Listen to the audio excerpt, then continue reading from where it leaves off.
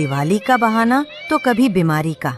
निकल जा यहाँ से, मेरे पास तुम जैसे गरीबों के लिए कोई पैसा नहीं है। सही कहा आपने।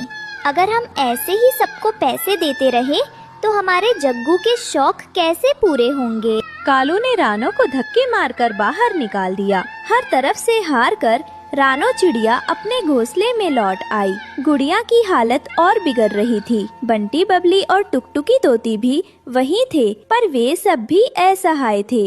हम सब ने मिलकर कोशिश की रानो बहन, पर दवा के पैसे बहुत ज्यादा हैं।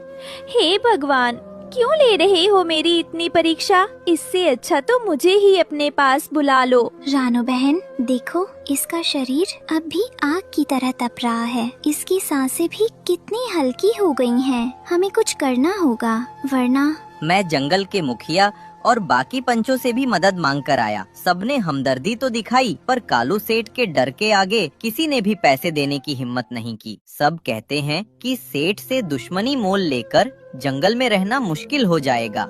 हम सब ने मिलकर कोशिश की रानो बहन। अपने अपने घरों का सारा जमा किया हुआ अनाज भी अगर हम बेच दें, तब भी दवा के पैसे बहुत ज्यादा हैं। वाह माँ, मेरे पेट में बहुत दर्द हो रहा है, मुझे बचा लो माँ। अपनी बेटी की ये दर्द भरी पुकार सुनकर रानो का कलेजा फट गया। उसके आंसू अब रुकने का नाम नहीं ले रहे थे। नहीं मेरी बच्ची, मैं तुम्हें कहीं नहीं जाने दूंगी। मैं हूँ ना यहाँ, सब ठीक कर दूंगी।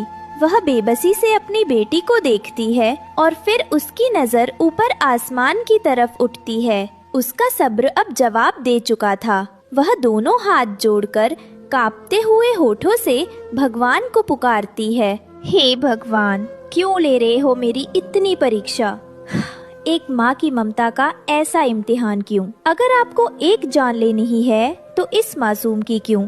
इससे अच्छा तो मुझे ही अपने पास बुला लो। खत्म कर दो ये रोज रोज का दर्द। समय का चक्र देखिए, जिस दौलत पर कालू को घमंड था, अब उसी दौलत पर मुसीबत आने वाली थी। 2 दिन बाद उसका बेटा जग्गू अपने दोस्तों के साथ खेल रहा था कि अचानक वो कांपते हुए जमीन पर गिर पड़ा। पापा, पापा, मुझे बहुत ठंड लग रही है, मेरा शरीर जल रहा है। जग्गू को